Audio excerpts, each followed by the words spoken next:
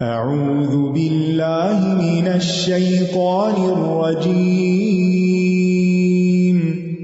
بسم اللہ الرحمن الرحیم الحمد للہ رب العالمین الرحمن الرحیم مالک یوم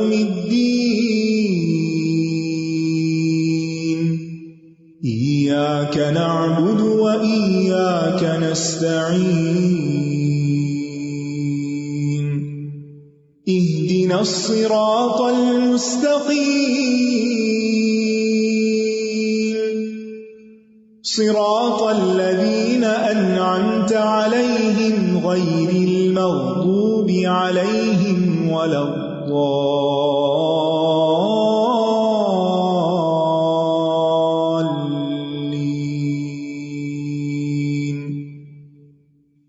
السلام علیکم ورحمۃ اللہ وبرکاتہ۔ وعلیکم السلام ورحمۃ اللہ وبرکاتہ۔ کیا حال ہے سب کا؟ الحمدللہ۔ نحمده ونصلی علی رسولہ الکریم، اما بعد فاعوذ باللہ من الشیطان الرجیم، بسم اللہ الرحمن الرحیم، رب اشرح لی صدری ویسر لی امری واحلل عقدۃ من لسانی یفقہوا قولی۔ الحمد للہ الذی اختار لنا محاسن الخلق واجرى علینا طیبات الرزق وسخر لنا ما فی السماوات والارض فکل المخلوقات منقادة لنا بقدرته وصائرة الى طاعتنا بعزته۔ ہر قسم کی حمد، ہر قسم کی تعریف اللہ کے لیے ہے جس نے ہمارے لیے اخلاق حسنہ کی خوبیوں کو منتخب کیا، یعنی اس نے ہمیں بتایا کہ کیا چیزیں اچھے اخلاق میں شمار ہوتی ہیں، اور ہمارے لیے پاکیزہ رزق جاری کیے، یعنی ہماری جسمانی ضروریات پوری کرنے کے لیے طرح طرح کے رزق فراہم کیے، کچھ گوشت کی شکل میں، کچھ دودھ کی شکل میں، کوئی سبزیوں اور پھلوں کی شکل میں، کچھ منرلز کی شکل میں، یعنی بے شمار رزق ہمارے لیے پیدا کیا، اور ان تمام چیزوں کو ہمارے لیے مسخر کیا کہ ہم وہ رزق حاصل بھی کر سکیں جو آسمانوں اور زمینوں میں ہیں۔ پس مخلوقات اللہ کی قدرت کے ساتھ ہمارے لیے مطیع ہے، فرما بردار ہے۔ اب اونٹ کتنا بڑا جانور ہوتا ہے لیکن ہم اسے ذبح کرنے پہ یا اس کا نحر کرنے پہ قادر ہوتے ہیں۔ گائے یا بھینس کتنی بڑی ہوتی ہے، انسان سے سائز اس کا کتنا زیادہ ہوتا ہے، لیکن انسان کے لیے اس کو مسخر کر دیا گیا ہے، اور اللہ کی عزت اور قوت کی وجہ سے وہ ہماری اطاعت بجا لاتے ہیں، یعنی اللہ نے ان کو ہمارے لیے مسخر کیا تو ہم ان سے فائدہ اٹھا رہے ہیں۔ نحن نقص عليك احسن القصص بما اوحينا اليك هذا القرآن بما اوحينا اليك هذا القرآن وان كنت من قبله لمن الغافلين۔ حابیل اور قابیل کے قصے کے سلسلے میں ہم آیت نمبر 27 کا مطالعہ کر رہے تھے، جس میں اللہ تعالیٰ فرماتے ہیں انما یتقبل اللہ من المتقین، کہ اللہ تو صرف متقی لوگوں سے ہی قبول کرتا ہے، یعنی تقوی والوں سے ان کے نیک اعمال کو قبول کرتا ہے، اور اسی طرح جن اعمال کو کرتے ہوئے انسان کے اندر تقوی موجود ہوتا ہے وہ عمل قبول کر لیا جاتا ہے۔ تو ہم آج بھی اس سلسلے میں مزید کچھ باتیں پڑھیں گے۔ آیت نمبر 27، وَاتْلُ عَلَيْهِمْ نَبَأَ ابْنَيْ آدَمَ بِالْحَقِّ إِذْ قَرَّبَا قُرْبَانًا فَتُقُبِّلَ مِنْ أَحَدِهِمَا وَلَمْ يُتَقَبَّلْ مِنَ الْآخَرِ قَالَ لَأَقْتُلَنَّكَ قَالَ إِنَّمَا يَتَقَبَّلُ اللَّهُ مِنَ الْمُتَّقِينَ۔ انما یتقبل اللہ من المتقین، اللہ صرف متقی لوگوں سے ہی قبول کرتا ہے۔ اب سوال یہ پیدا ہوتا ہے کہ کیا متقی انسان کبھی کوئی گناہ بھی کر سکتا ہے؟ متقی انسان سے گناہ ہوتا ہے نا، ہو سکتا ہے نا. ہم سب انسان ہیں، ہم سب کمزور ہیں. ہم کتنی بھی کوشش کریں کہ ہم ہر وقت تقوی اختیار کریں، لیکن کہیں نہ کہیں کوئی نہ کوئی غلطی ہم سے ہوتی رہتی ہے. تو کیا اس کا یہ مطلب ہے کہ اگر ہم تقوی کے معیار سے نیچے اتر آئے تو ہمارا کوئی عمل قبول نہیں ہوگا؟ نہیں، ایسا نہیں. متقی انسان گناہ کا ارتکاب کر سکتا ہے، جیسے کہ قرآن مجید میں اللہ تعالیٰ فرماتے ہیں متقین کی کچھ صفات بیان کرنے کے بعد کہ الذین ينفقون فی السراء والضراء والکاظمین الغیظ والعافین عن الناس واللہ یحب المحسنین. اور اس سے پہلے متقین کا لفظ بھی آیا ہے. جنت جو ہے اعدت للمتقین، متقین کے لیے تیار کی گئی ہے.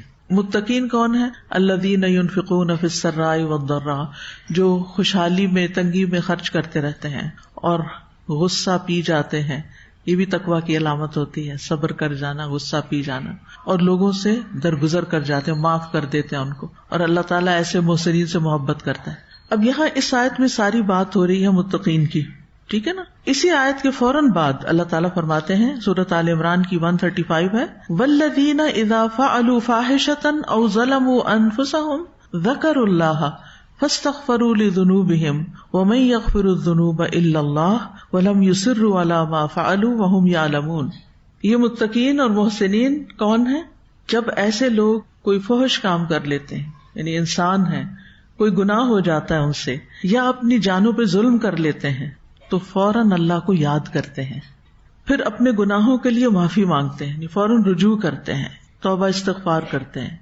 یعنی برا خیال ان کے اندر آ سکتا ہے، کوئی سخت بات ان کی زبان سے نکل سکتی ہے، کوئی ناپسندیدہ رویہ ان سے دیکھا جا سکتا ہے، یعنی ہو سکتا ہے، انسان ہے وہ، ایسا ہوگا. لیکن جب ایسا کچھ ہو جاتا ہے تو پھر وہ اس پر اصرار نہیں کرتے، بلکہ کیا کرتے ہیں؟ فوراً استغفر اللہ استغفار کرتے ہیں کہ یہ میں نے کیا کہہ دیا، یہ میں نے غصہ کیوں کر دیا، اور ساتھ ہی اللہ کا ذکر شروع کر دیتے ہیں.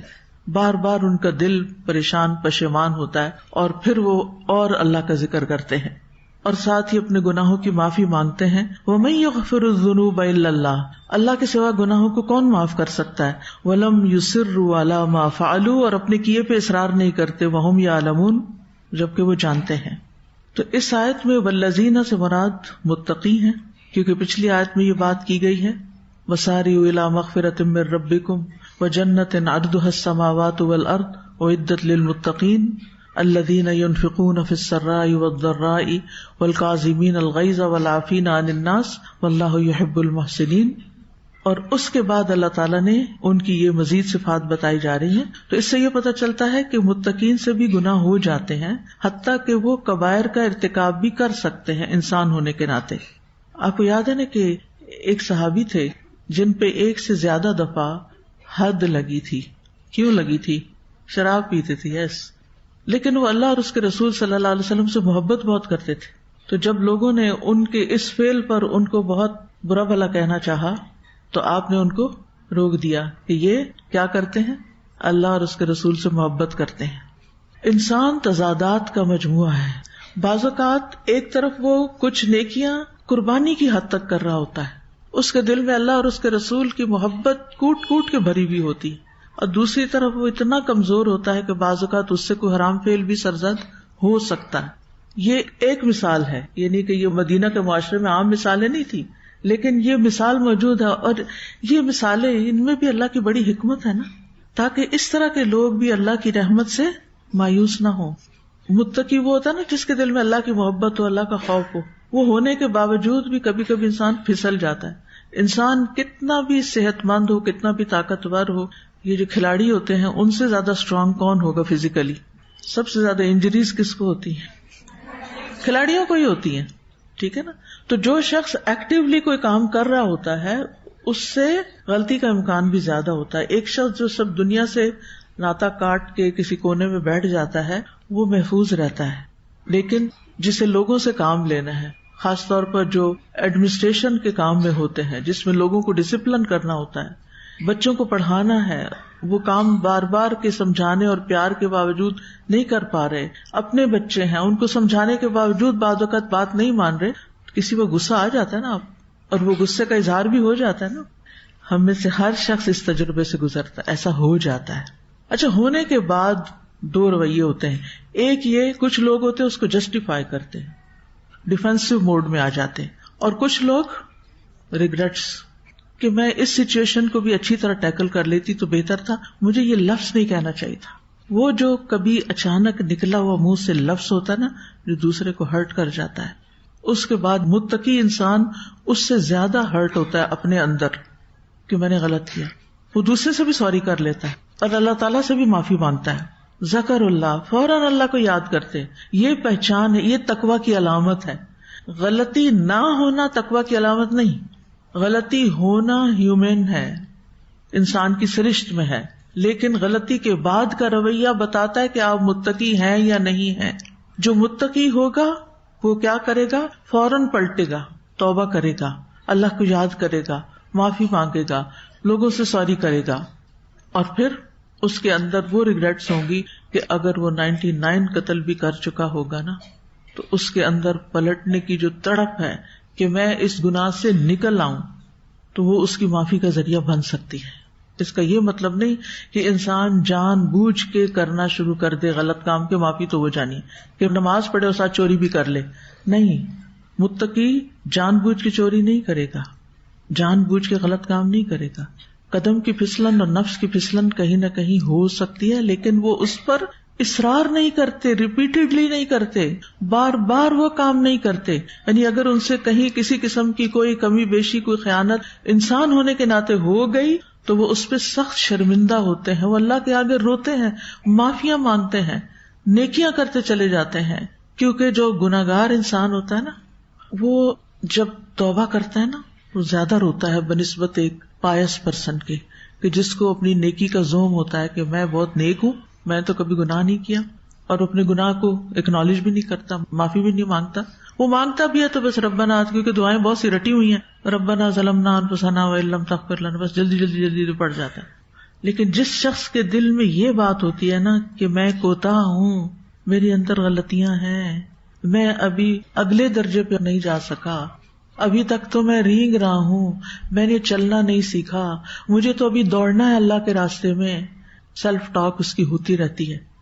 اور وہ ان لوگوں کو دیکھ کے ان بھی کرتا ہے جو اللہ کے راستے میں دوڑ رہے ہوتے ہیں, جو عبادت میں بھاگ رہے ہوتے ہیں, جو مسجد کی صف اول میں کھڑے ہوتے ہیں, جو وقت سے پہلے اپنے کام پہ پہنچ جاتے ہیں. تو دو طرح کے مسلمان ہوتے ہیں, ایک ٹریڈیشنل وے میں جو بچپن سے ہی نماز روزہ سارے ریچولز پورے کر رہے ہوتے ہیں, دینی گھرانے میں پیدا ہوتے ہیں, دینی تربیت ان کی ہوتی ہے, اور ان کی زندگی میں جان بوجھ کے کی ہوئی غلطیاں کم سے کم ہوتی ہیں. وہاں ایک احساس ڈیولپ ہونا شروع ہو جاتا ہے کہ ہم دوسروں کے مقابلے میں اچھے ہیں, یہ سارا معاشرہ بگڑا ہوا ہے, ہم نیک ہیں, یہ وہ کہیں یا نہ بیک آف دا مائنڈ کہیں رہ جاتا ہے. لہٰذا وہ ہر ایک پہ تنقید شروع کر دیتے ہیں. کسی مجلس میں بیٹھے, فلاں ایسا فلاں ایسا فلاں ایسا, جس سے اللہ بچائے. اور دوسرے وہ لوگ ہوتے ہیں کہ اس طرح انہیں ماحول نہیں ملا ہوتا, انہیں دینی تعلیم کا موقع نہیں ملا ہوتا, ان کو کوئی مربی نہیں ملا ہوتا, ان کو کوئی ایسی جگہ, کوئی ایسی چیز نہیں ملی ہوتی کہ جس کی وجہ سے وہ پہلے لوگوں کی طرح دین پر قائم ہوتے یا دین کا اظہار کرتے اپنے لباس سے یا اپنے رویے سے. لیکن ان کے اندر ایک شدید احساس ہوتا ہے اس بات کا کہ ہم کوتاہ ہیں, ہمارے اندر کمی ہے. وہ ایک خام زمین کی طرح ہوتا ہے نا کہ جس کے اوپر بارش کے چھینٹے بھی پڑتے ہیں تو اس سے کیا آنے لگتا ہے, زمین سے کیا اٹھتا ہے, خوشبو. ایک خوشبو اٹھتی ہے نا, مٹی کے اوپر جب چند قطرے پڑتے ہیں تو زمین کی اپنی ایک خوشبو ہوتی ہے. تو ایسی زمین جو زرخیز قسم کی ہوتی ہے اس کی خوشبو اور ہی اچھی ہوتی ہے. سیمنٹ کے صحن میں وہ خوشبو نہیں آپ کو ملے گی جو کچی زمین پہ ملے گی. وہ را ہوتے ہیں نا دین کے معاملے میں. پھر جتنی بھی ان پہ بارش پڑتی ہے اتنا ہی سبزہ بھی نکل آتا ہے. ایک ایک چیز کو وہ لگ کے دھیان سے, توجہ سے, محنت سے, اس احساس کے ساتھ کیے چلے جاتے ہیں کہ میں دوسروں سے پیچھے ہوں. اور ایک دن آتا ہے کہ وہ آگے بھی بڑھ جاتے ہیں. اور کچھ ایسے ہوتے ہیں جن کے اندر ایک نفرت ہوتی ہے دیندار طبقے سے, اور وہ ان سے دور دور رہتے ہیں, وہ آنا نہیں چاہتے اس طرف. ان کا معاملہ بالکل الگ ہے. تو اس لیے جو شخص اللہ سے ڈرتا رہتا ہے نا اس کو معافی مل جاتی ہے. اور تقویٰ نام ہی اللہ سے ڈرنے کا ہے. ٹھیک ہے نا.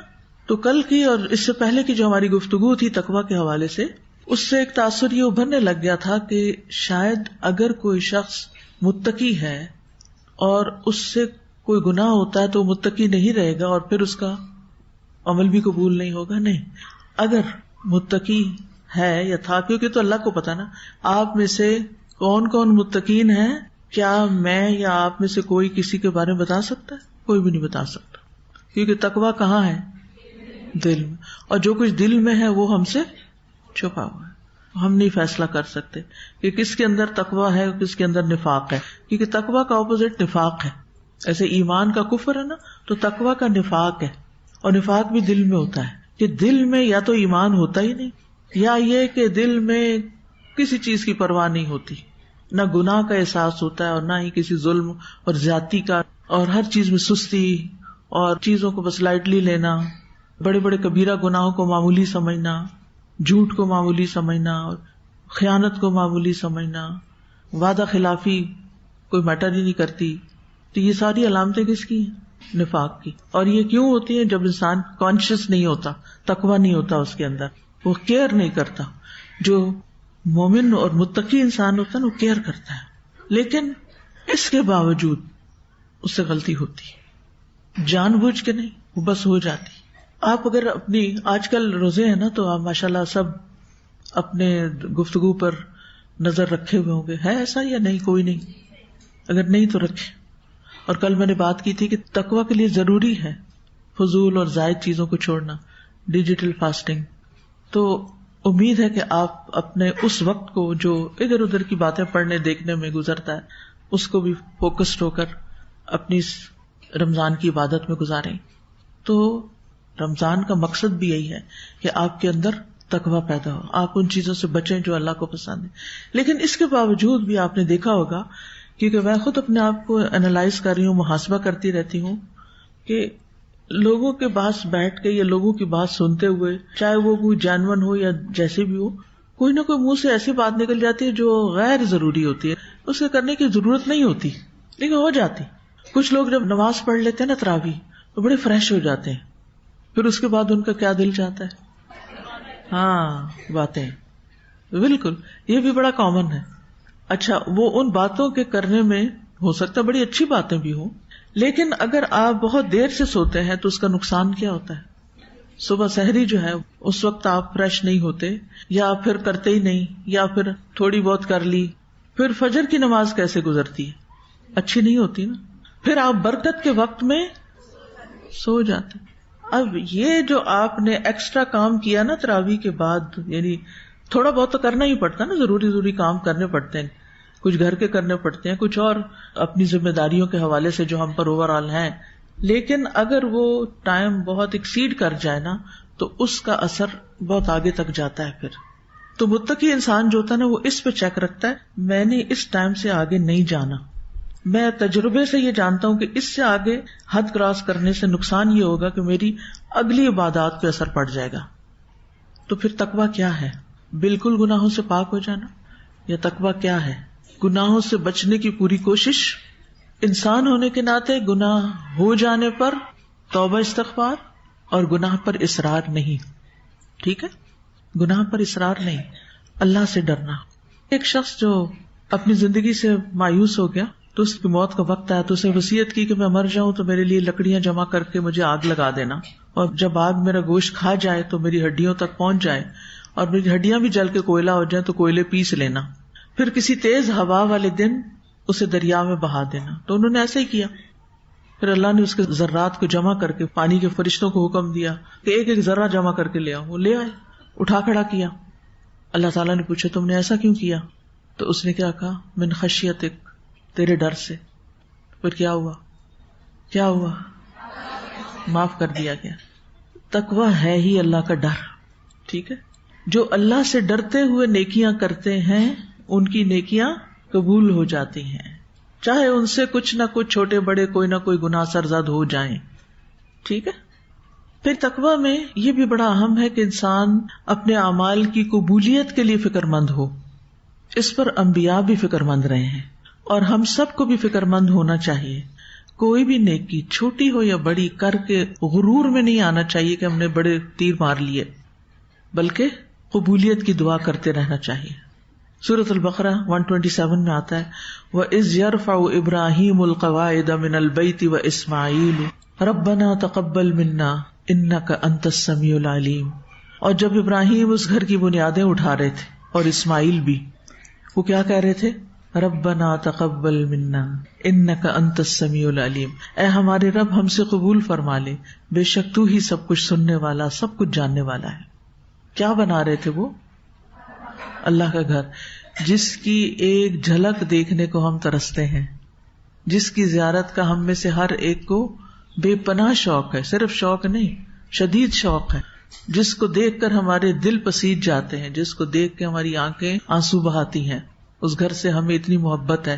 وہ اس گھر کو بنا رہے تھے، وہ اس کی تعمیر کر رہے تھے. کوئی معمولی کام تھا یہ؟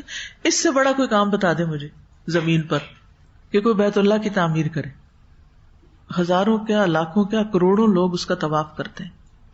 اب تو بیت المعمور والا ہی حال ہو گیا. بیت المعمور میں جو فرشتہ ایک دفعہ طواف کرتا ہے دوبارہ نہیں جا سکتا. اب آپ نے ایک عمرہ کر لیا، عمرے کے لیے آپ کو رجسٹر کرنا پڑتا ہے.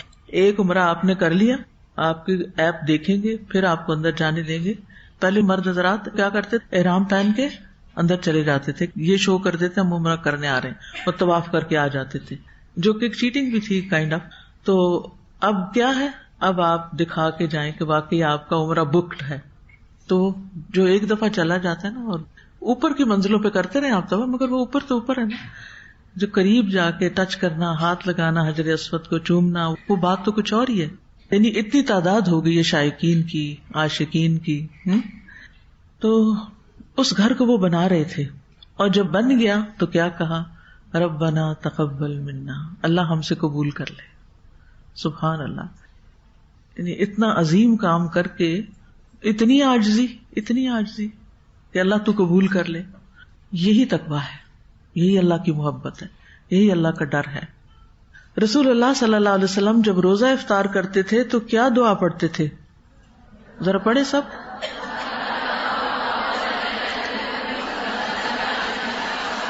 وَثَبَتَ الْأَجْرُ إِنشَاءَ اللَّهِ. کیا مطلب ہے اس کا؟ اجر ثابت ہو گیا اگر اللہ نے چاہا، اگر اللہ نے چاہا. سبحان اللہ. آپ دیکھیے سارا دن روزہ رکھا ہے، بھوک کاٹی ہے، پیاس کاٹی ہے، کئی قربانیاں کی ہیں، لیکن جب روزہ کھولا ہے تو بھی اللہ سے ڈر رہے ہیں کہ اجر تو جب ہی ملے گا جب اللہ چاہے گا. کبھی غور کیا ہم نے؟ یہ ہوتا ہے تقویٰ، یہ ہوتا ہے تقویٰ. اور یہی تقویٰ ہمیں پیدا کرنا ہے اس رمضان میں روزوں کے ذریعے. پھر مومن نیک عمل کرنے کے بعد ہمیشہ عدم قبولیت سے ڈرتا ہے. والذین یؤتون ما آتوا وقلوبهم وجلۃ انہم الی ربہم راجعون. سورۃ المؤمنون 60. اور جو دیتے ہیں، جو کچھ دیتے ہیں یعنی اللہ کے راستے میں، اور ان کے دل اس سے ڈرتے ہیں کہ وہ اپنے رب کی طرف لوٹنے والے ہیں. یعنی اپنا سارا مال بھی خرچ کر کے، غزوہ تبوک تھی نا، تو حضرت ابوبکر نے کیا کیا تھا؟ سبھی کچھ لے آئے تھے. حضرت عمر آدھا سامان لے آئے تھے. حضرت عثمان اتنا کچھ لائے تھے کہ ان کو جنت کی بشارت دی گئی اور کہا آج کے بعد عثمان جو کچھ بھی کرے اس پہ کوئی مواخذہ نہیں. یعنی ایک طرح سے ان کو کھلی چھٹی مل گئی کہ اب جو بھی کرے. لیکن کیا انہوں نے ایسا ہی کیا؟ نہیں کیا. حتیٰ کہ آگے آپ جو آیت آ رہی اس میں دیکھیں گے کہ جب باغیوں نے ان کے گھر پہ حملہ کیا تو انہوں نے مدافعت نہیں کی. وہ حکم دیتے تو فوجیں ان سب کا کلا کما کرتی اور کتنا قتل و غارت ہوتا ان کے دفاع کی خاطر. انہوں نے اپنی جان دینی پسند کر لی لیکن باغیوں کو نہیں مروایا. تو ایسا بھی ہوتا ہے. یہ اللہ سے ڈرنے والے لوگ تھے اور یہی تقویٰ ہوتا ہے. تو ہم میں سے ہر ایک کو اللہ کی خاطر کچھ بھی دیتے ہوئے یہ سوچنا چاہیے کہ اللہ تعالیٰ اس کو قبول کر لے. یہ نہیں سوچنا چاہیے کہ ہم تو بہت کچھ کر گئے.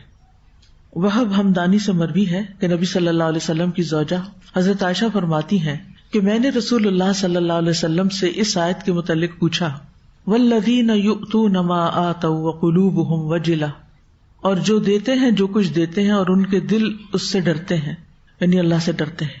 تو حضرت عائشہ نے عرض کیا کیا یہ وہ لوگ ہیں جو شراب پیتے ہیں، چوری کرتے ہیں تو اس لیے ڈرتے ہیں؟ آپ نے فرمایا اے صدیق کی بیٹی، نہیں، بلکہ اس سے مراد وہ لوگ ہیں، سن لیجئے، اس سے مراد وہ لوگ ہیں جو روزے رکھتے ہیں، نماز پڑھتے ہیں، صدقہ دیتے ہیں، لیکن اس بات سے ڈرتے ہیں کہ کہیں ایسا نہ ہو کہ ان سے قبول نہ کیا جائے. یہ سارے نیک کام کرتے ہیں لیکن ڈرتے ہیں کہ ان سے کہیں قبول نہ ہو. یہی لوگ ہیں جو نیکیوں میں جلدی کرتے ہیں. اولئک یسارعون فی الخیرات وہم لہا سابقون. یہی لوگ نیکیوں میں جلدی کرتے ہیں اور یہ سبقت لے جانے والے ہیں، یہ پورے پڑ جائیں گے، یہ آگے نکل جائیں گے. تو سابقون السابقون کی یہی علامت ہوتی ہے کہ سب کچھ کر کے بھی سمجھتے ہیں ابھی کچھ نہیں کیا. حق تو یہ کہ حق ادا نہ ہوا، کوئی غرور نہیں، کوئی سیلف پارٹی کا خیال نہیں کہ ہم بڑے نیک لوگ ہیں، ہم بڑے متقی پرہیزگار ہیں. تو مومن اچھے عمل اور خشیت کو جمع کرتا ہے. عمل پلس خشیت، خالی عمل نہیں، صرف عمل نہیں. حسن رضی اللہ عنہ کہتے ہیں اللہ کی قسم صحابہ نے نیکی کے کاموں پر عمل کیا اور انہوں نے جد و جہد کی، واجتہدوا فیہا، بڑی محنت کی، اور وہ ڈرتے تھے کہ کہیں یہ اعمال رد نہ کر دیے جائیں. مومن اچھے عمل اور خشیت کو جمع کر لیتا ہے، یعنی عمل بھی کرتا ہے اور ڈرتا بھی ہے. اور منافق برے عمل اور بے خوفی کو جمع کرتا ہے. یہ دونوں کا فرق ہے، لکھ لیجیے اپنے پاس. مومن عمل کرتا ہے ایکول ٹو عمل پلس خشیت، اور منافق برا عمل پلس بے خوفی. گناہوں پہ گناہ کرتے چلے جا رہے ہیں اور دل میں ذرا بھی ڈر نہیں، کیونکہ آخرت پر ایمان جو نہیں. جب آخرت پر ایمان نہیں ہوتا تو پھر انسان کس بات سے ڈرے؟ جب اس نے اپنے دل و دماغ کو اس طرح ٹرین کر لیا ہے کہ کوئی حساب نہیں، کوئی موت کے بعد اٹھنا نہیں. ان ہی الا حیاتنا الدنیا نموت ونحیا وما نحن بمبعوثین. کسی نے نہیں اٹھانا، کچھ نہیں ہونا، جو دلا کرو اس زندگی میں. پھر ایسے لوگوں کو نہ گناہوں سے ڈر لگتا نہ ہی وہ توبہ کرتے ہیں. تو جس بندے کے اندر اللہ کا جتنا تقویٰ ہوتا ہے وہ اتنا ہی زیادہ اپنے اعمال کے بارے میں ڈرتا ہے. یعنی جتنا جتنا بندہ اللہ کا تقویٰ اختیار کرتا جاتا ہے اس کی خشیت اور خوف بڑھتا جاتا ہے کہ کہیں اس کا عمل مردود نہ ہو جائے. سورۃ المؤمنون میں آتا ہے ان الذین هم من خشیۃ ربهم مشفقون والذین هم بآیات ربهم یؤمنون والذین هم بربهم لا یشرکون والذین یؤتون ما آتوا وقلوبهم وجلۃ انہم الی ربهم راجعون اولئک یسارعون فی الخیرات وہم لہا سابقون. بے شک وہ لوگ جو اپنے رب کے خوف سے ڈرنے والے ہیں، اور وہ جو اپنے رب کی آیات پر ایمان رکھتے ہیں، اور وہ جو اپنے رب کے ساتھ کسی کو شریک نہیں کرتے، اور یہ کہ انہوں نے جو کچھ دیا اس حال میں دیتے ہیں کہ وہ دل میں ڈرنے والے ہوتے ہیں کہ یقیناً وہ اپنے رب ہی کی طرف لوٹنے والے ہیں. یہ لوگ ہیں جو نیک کاموں میں جلدی کرتے ہیں اور یہی ان کی طرف آگے نکلنے والے ہیں. اور اس میں آپ دیکھیے کہ سارے اعمال کے علاوہ خاص طور پر کس چیز کی بات کی گئی ہے؟ دینے کی، صدقے کی، اللہ کے راستے میں قربانی کرنے کی. چاہے وقت دینا ہو، چاہے مال دینا ہو، چاہے چیز دینی ہو، چاہے اپنی صلاحیتیں خرچ کرنی ہو، اپنی ایکسپرٹیز دینی ہو، اپنے ایکسپیرینس شیئر کرنے ہو، کسی کو کوئی اچھا مشورہ دینا ہو، کسی کے سوال کا جواب دینا ہو، یعنی دینا. مما رزقناہم ينفقون، دیتے جاتے ہیں، دیتے بھی جاتے ہیں اور ڈرتے بھی جاتے ہیں. دے کے ڈینگے نہیں مارتے، شو آف نہیں کرتے، احسان نہیں جتاتے، ریاکاری نہیں کرتے، بلکہ ڈرتے ہیں کہ قبول ہو جائے، کسی کو پتہ نہ چلے اور قبول ہو جائے، اللہ کے ہاں قبول ہو جائے.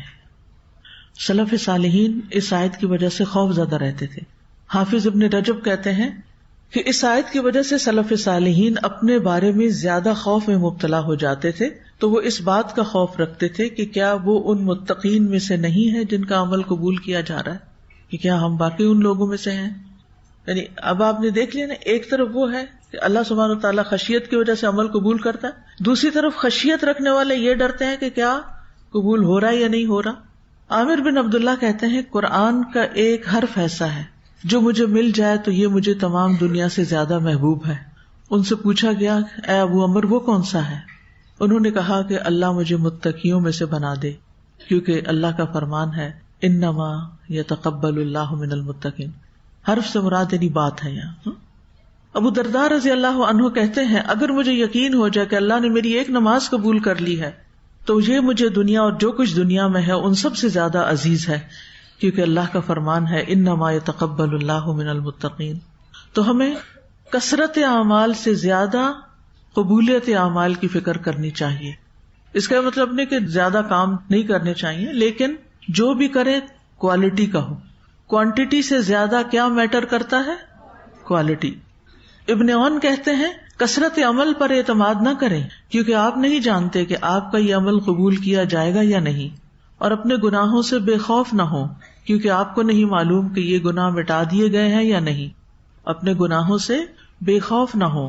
دیکھیں ہم سب کی زندگیاں دین میں آنے سے پہلے ایسی گزری ہیں نا کہ ہم سے اپنے والدین کے حق میں، اپنے دوستوں کے حق میں اور معاشرے کے تقاضوں کے تحت کئی غلطیاں ہوئی ہیں، اور جب ہم قرآن پڑھتے ہیں تو ہمیں نظر آتا ہے کہ I was wrong، میری غلطی ہے، یہ میں نے ٹھیک نہیں کیا ہوا۔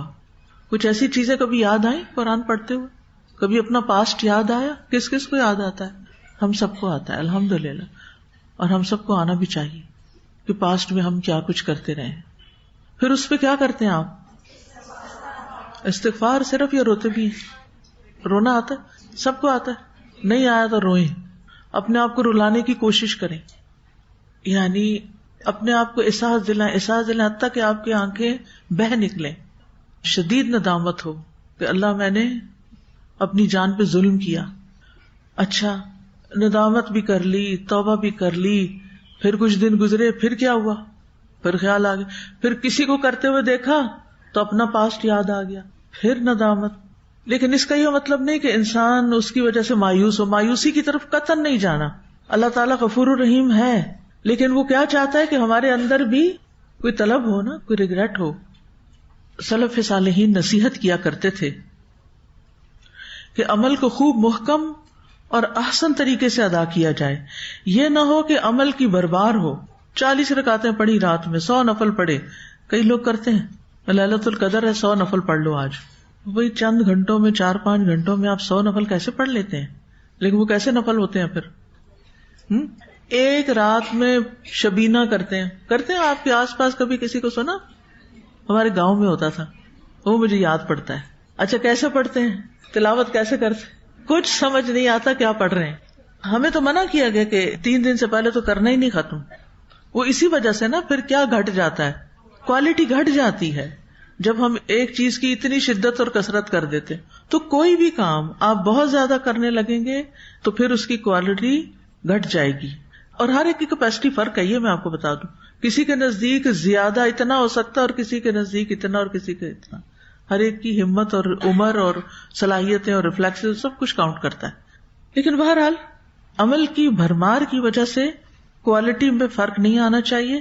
احسن عمل تھوڑا سا بھی کر لیا جائے تو اس سے بہتر ہے جو بہت زیادہ ہو لیکن محکم نہیں۔ سلف صالحین اعمال کی قبولیت کی دعائیں بھی کرتے تھے۔ مطرف کہا کرتے تھے اے اللہ میری نماز قبول کر لے، اے اللہ میرے روزے قبول کر لے، اے اللہ میرے لیے نیکی لکھ دے۔ پھر وہ کہتے انما یتقبل اللہ من المتقین۔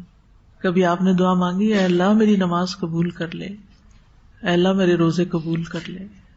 ہم سمجھتے ہیں نماز کا وقت ہوا، فرض ادا کرنا، کر لیا، بس ہمارا فرض پورا، ہم نے اپنا کام کر لیا بس۔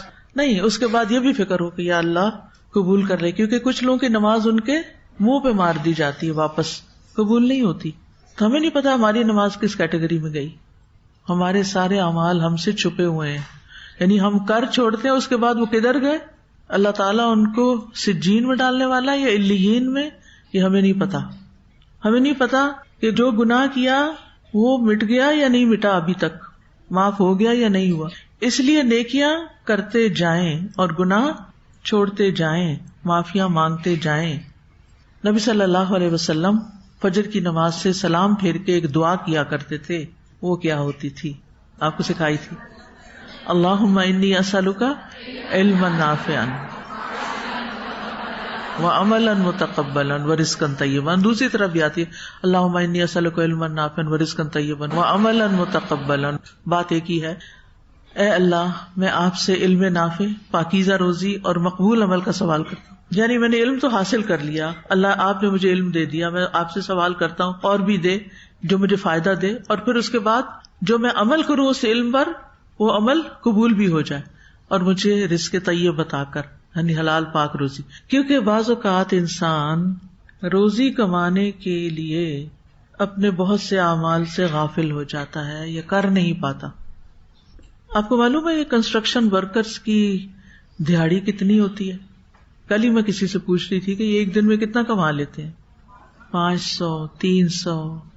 یقین مانے روح کانپ گئی میری. ایک مرد جو شام کو گھر 500 روپے لے کے جائے اور اس کے 5 بچے بھی ہوں، وہ کیا کھائے گا؟ کیا کھائے گا؟ کیا کرے گا؟ اس لیے میں آپ سب کو کہتی ہوں کہ ہر طرف آج کل الحمدللہ بہت کنسٹرکشن کے کام ادھر ادھر ہو رہے ہیں، کوئی گھر بن رہے ہیں، نئی سوسائٹیاں بن رہی ہیں، بڑے بڑے بورڈ لگے ہوئے ہیں. کہیں پر بھی ہو، اللہ نے اگر آپ کو دیا ہے تو اپنے کھانے میں سے کچھ حصہ، اگر آپ کے ساتھ والا گھر بن رہا ہے تو آپ مزدوروں کو کھلائیں، پانی بھیجیں، کیونکہ وہ سارا دن مزدوری کریں، روزہ رکھ کے بھی مزدوری کر رہے ہیں، ان کے لیے کچھ نہ کچھ بھیجیں. معلوم کریں دائیں بائیں آگے پیچھے. یہ نیبرز ہیں ہمارے.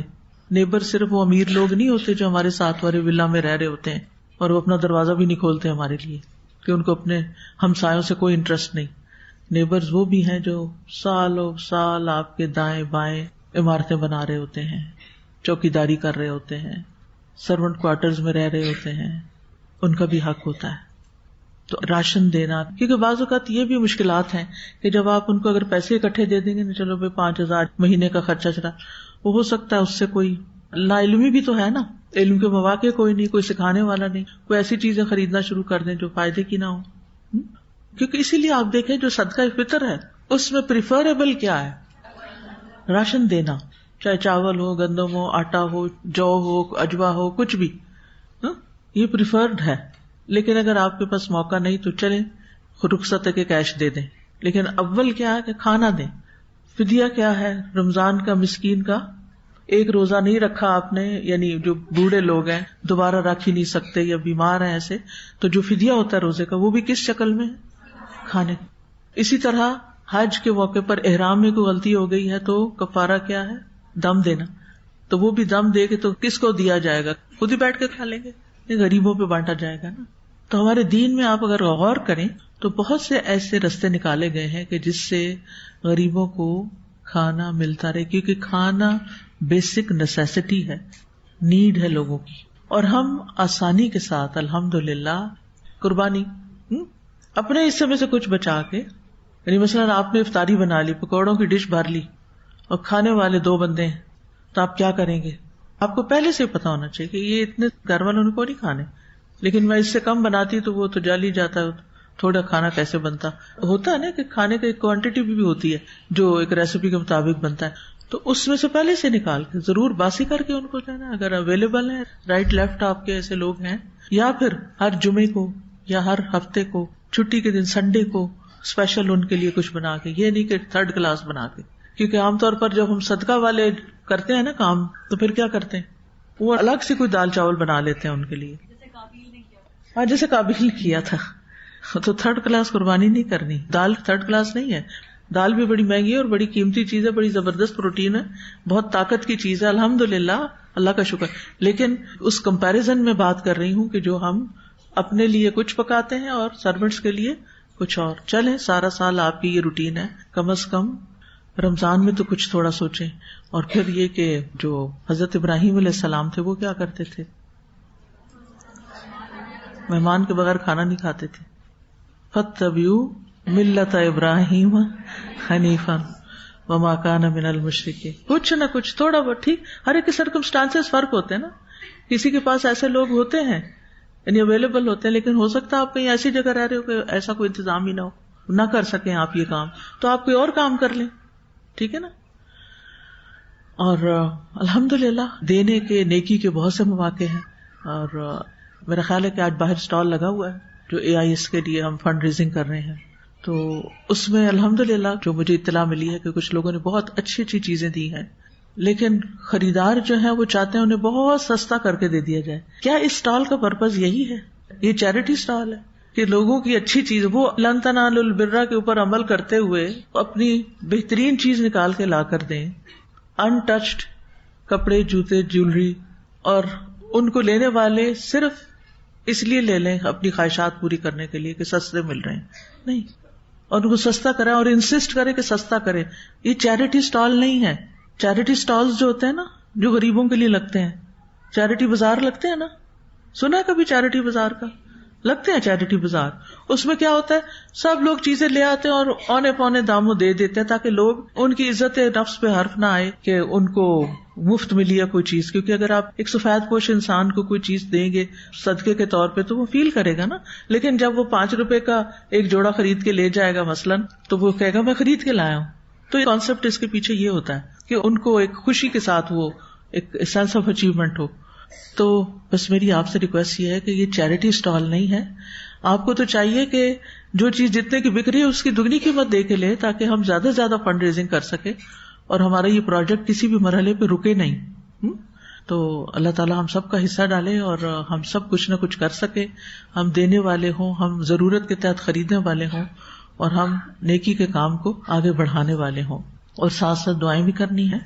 ذاتی جائزے کے طور پر جو میں آپ کو سوال جواب دیتی رہی ہوں کچھ، اسی سلسلے میں تھوڑی سی بات کر لیتے ہیں کہ ہماری ہر جو قربانی ہوتی ہے یا نیکی جو ہوتی ہے اس کو کچھ مراحل سے گزرنا پڑتا ہے. تو اس میں سب سے پہلے تو نیت آتی ہے نا، کہ کوئی بھی قربانی میں نے کی، مثلاً آپ نے آج اگر اسٹال پر ہی کوئی چیز قربان کر کے رکھی ہے، اذ قربا قربانا، تو فتقبل من احدہما، تو کیا سوچ کے کیا، کہاں تک سوچ گئی. دل چاہتا ہے آپ کے ریفلیکشنز لینے کو کہ آپ نے اگر کچھ کیا ہو اور آپ بول کے بتائیں، لیکن میں یہ بھی نہیں چاہتی کہ آپ کی نیکی ضائع ہو. وہ آپ خود گہرائی میں جائیں اور سوچیں کہ میں نے کیا سوچ کے اپنی یہ چیز نکال دی. یہ سوچ کے کہ اب بس ایکسٹرا اس لیے، یا یہ سوچ کے کہ میں ایک اچھی کوالٹی ایجوکیشن جو سب کے لیے ہو، غریبوں کے بچوں کے لیے بھی اور امیروں کے لیے بھی، اور دین کی تعلیم بھی ہر بچے کو ملے، تو آئندہ جنریشن جو میرے بعد اس دنیا میں ہوگی، میرے مرنے کے بعد اس کا جو کام ہے وہ میرے حصے میں آئے. اور پھر آپ دیکھیں کہ جب اتنی کثیر تعداد کسی جگہ سے نکلتی ہے نا، تو ہم یہ نہیں کہہ سکتے کہ 100% ہر بچہ ہی ایک نیک بچہ بن جائے گا، لیکن اس میں بہت چانسز ہوتے ہیں کہ بہت سے انشاءاللہ نیکی کا کام بھی کریں. مثلاً اگر آپ ایک شخص کو اسپانسر کرتے 1% کو، کئی لوگوں کا یہ انٹرسٹ ہوتا ہے ایک بچہ اسپانسر کرا، ہو سکتا ہے وہ بچہ بڑے ہو کے کچھ بھی نہ کرے. اور اگر آپ ایک اجتماعی طور پر فنڈ ریزنگ کر لیتے ہیں اور اجتماعی طور پر کہ جو بھی وہاں لگے بنے، جو کچھ بھی ہو، میرے 5 روپے بھی ہیں تو وہ ساری چیزوں میں شامل ہو جائیں. اللہ تعالیٰ کو تو ایک کھجور بھی آپ کے لیے بہت بڑھا سکتا ہے، اس لیے منیمم بھی فائدہ دیتا ہے انسان کو. لیکن وہ جو آپ کے حصے کا اجر ہے نا، وہ آپ کو جب ملے گا جو آپ کی سوچ تھی اس کے تحت. تو پھر آپ وہ جو جرنلنگ کرنے کا میں نے کہا نا، آپ کو لکھا کریں، تو کیا سوچ کے میں نے یہ کام کیا، کیا سوچ کے خریدا، یا ایسے بے سوچے سمجھے دیا اور بے سوچے سمجھے لیا. یا کوئی بھی اچھا کام میں ہر روز کرتی ہوں، کوئی بھی اچھا کام، چاہے صدقہ ہے، چاہے نفل ہے، چاشت کی نماز ہے، یا کوئی بھی، تو اپنے آپ سے پوچھیں میں کیوں کرتی. یہ ایک جنرل ٹرم ہے اللہ کو راضی کرنا، اس کو بھی اینالائز کریں، اس کا کیا مطلب ہے اللہ کو راضی کرنا. ٹھیک ہے نا، یہ ہمارا تقیہ کلام بن گیا، بس اللہ راضی ہو جائے. کچھ کرتے ہیں تو پھر کہتے ہیں بس اللہ راضی، اندر احساس کچھ نہیں ہوتا. کہ چاشت کی نماز پڑھتے ہوئے ہمارے دل میں ہوتا ہے کہ سارے میرے امور جو ہے نا وہ اللہ کے حوالے ہو گئے. یہ ایک نیت ہے، اس کی، اس سے زیادہ بھی ہو سکتا ہے. انشاءاللہ کل نوافل پہ میں مزید بات کروں گی کہ اور کون کون سے نفل ہوتے ہیں. تو جیسے ہر وضو کے بعد آپ نے نفل پڑھے، اب عصر کا وقت ہے، آپ نے وضو کیا، 2 نفل پڑھے. اب ان 2 نفل میں آپ مزید نیت کر سکتے ہیں کہ عصر سے پہلے کی جو سنتیں، اگر 4 نہیں تو چلو میں 2 وہ بھی. تو بعض اوقات 2 نفل ہوتے ہیں اور اس میں کئی نیتیں جمع ہو جاتی، تو اس سے اجر و ثواب بڑھ جاتا ہے. ہم اصل میں جاگتے ہوئے بھی سو رہے ہیں، ہے نا، سوچتے نہیں ہیں. سوچے ہماری حوالے ہیں منفی چیزوں میں، فلاں یہ کیوں کر رہا ہے، فلاں نے وہ کیوں کر دیا، یہ میرے ساتھ زیادتی ہو گئی، اور باتیں سوچتے رہتے. جو پازیٹو تھنکنگ ہے یا اپنا محاسبہ ہے، چلتے پھرتے کام کرتے وہ ہم کم کرتے ہیں. تو روزمرہ کی عادات کو بھی پرکھیں کیوں کرتی ہوں. پھر اسی طرح جو کر لیا میں نے، اس کے بعد میرے دل کی کیفیت کیا تھی، خوش تھا یا رنجیدہ تھا، دل میں تکلیف ہوئی کہ اب میری پیاری چیز جا رہی ہے، رخصت ہو رہی ہے، اور بار بار اپنے دل میں نیکی کو یاد کرتی رہی. یا نیکی کر کے کچھ بھی دل میں نہیں آیا، بس اٹھائی چیز خلاص، اس کے بعد اگلے کام میں لگ گئے. یہ انالائز کرنا چاہیے.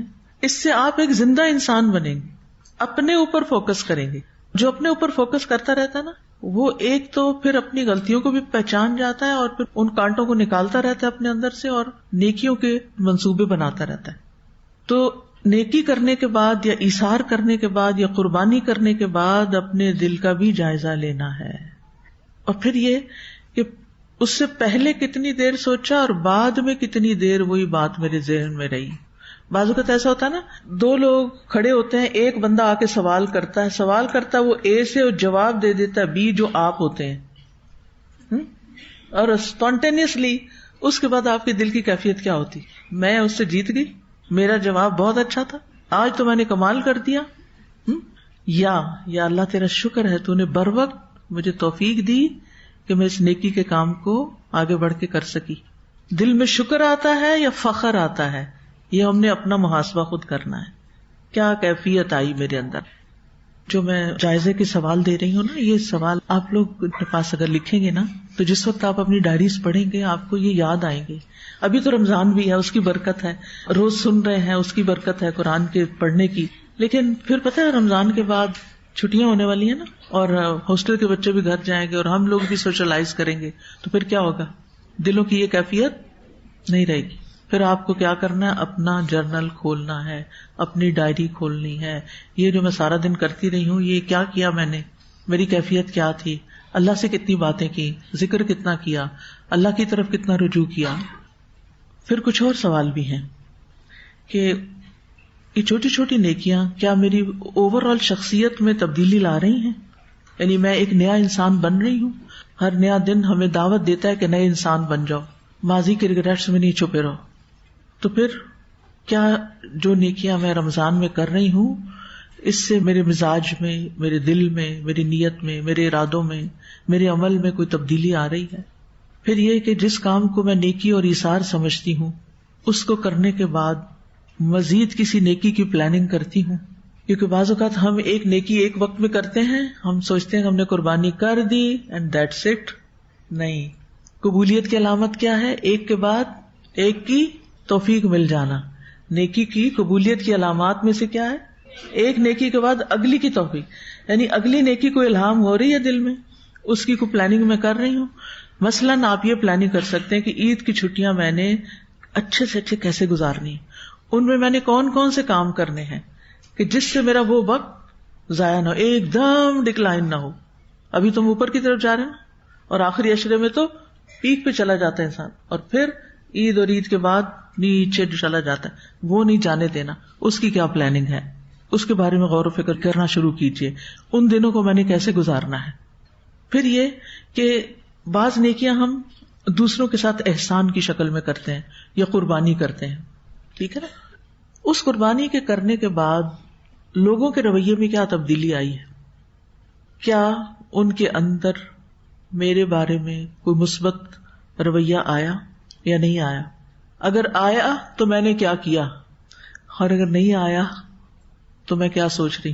یعنی آپ نیکی کرتے ہیں، کسی کے ساتھ احسان کرتے ہیں، پھر آپ کا کیا دل چاہتا ہے؟ حل جزاء الاحسان الا الاحسان، کہ مجھے بھی واپس کچھ نہ کچھ تو ملے نا، کوئی شکریہ ہی مل جائے، اسمائل ہی مل جائے، دعا ہی مل جائے. یہ ہے نا، یہ بھی جزا میں سے ہے. آپ کو پتا ہے شکریہ بھی جزا ہوتی ہے نیکی کی، اسمائل بھی، دعا بھی، سب. لا نرید منکم جزاء ولا شکورا، وہ ان میں سے کچھ بھی ایکسپیکٹ نہیں کرتے. لا نرید منکم جزاء ولا شکورا.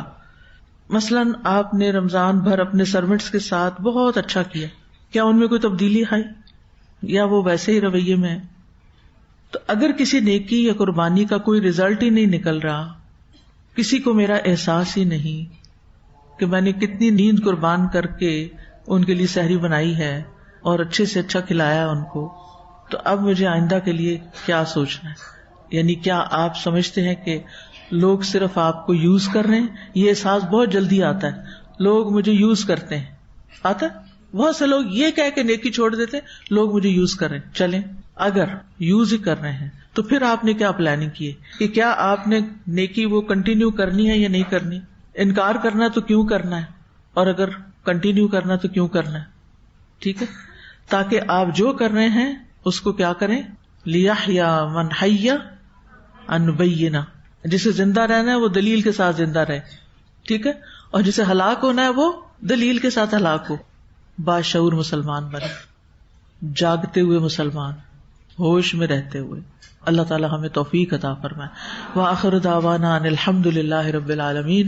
سبحانک اللہم وبحمدک اشہد ان لا الہ الا انت استغفرک واتوب الیک. السلام علیکم ورحمۃ اللہ وبرکاتہ. فاقصص القصص لعلهم يتفكرون